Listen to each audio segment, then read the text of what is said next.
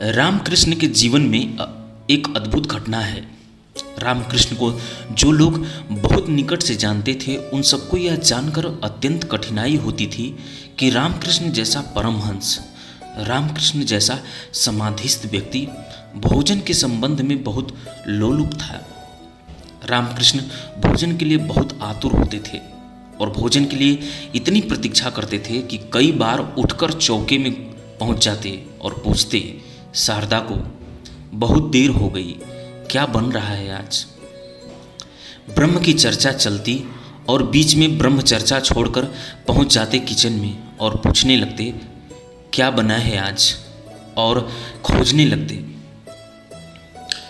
शारदा ने भी उन्हें कहा कि आप क्या करते हैं ऐसा, लोग क्या सोचेंगे।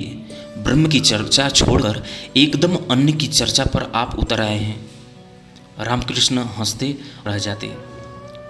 उनके शिष्यों ने भी उन्हें बहुत बार कहा कि इससे बहुत बदनामी होती है। लोग कहते हैं कि ऐसा व्यक्ति क्या ज्ञान को उपलब्ध हुआ होगा, जिसकी अभी रसना, जिसकी अभी जीभ इतनी लालायित होती है भोजन के लिए। एक दिन शारदा ने रामकृष्ण की पत्नी ने बहुत कुछ भला बुरा कहा तो रामकृष्ण ने कहा कि पागल, तुझे पता नहीं, जिस दिन मैं भोजन के प्रति अरुचि प्रकट करूं, तू समझ लेना कि अब मेरे जीवन की यात्रा केवल 3 दिन और शेष रह गई है। बस 3 दिन से ज़्यादा फिर मैं जीवित नहीं रहूँगा। जिस दिन भोजन के प्रति मेरी उपेक्षा हो, तू समझ लेना कि 3 दिन बाद मेरी मौत आ गई है। शारदा कहने लगी, इसका अर्थ?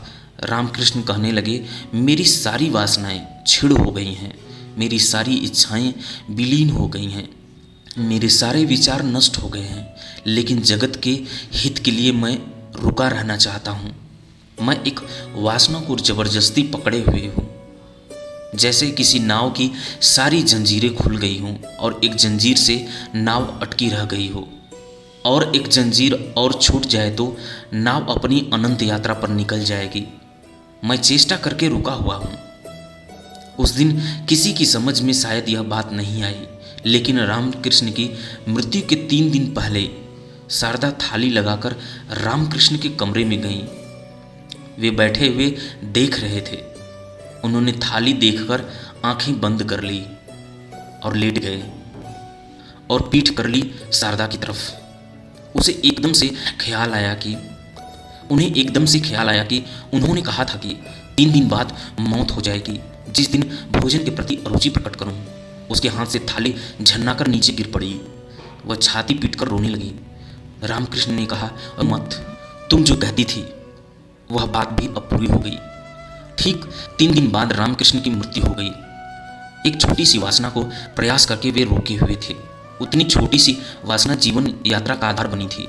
यह वासना भी चली गई तो जीवन यात्रा का सारा आधार समाप्त हो गया।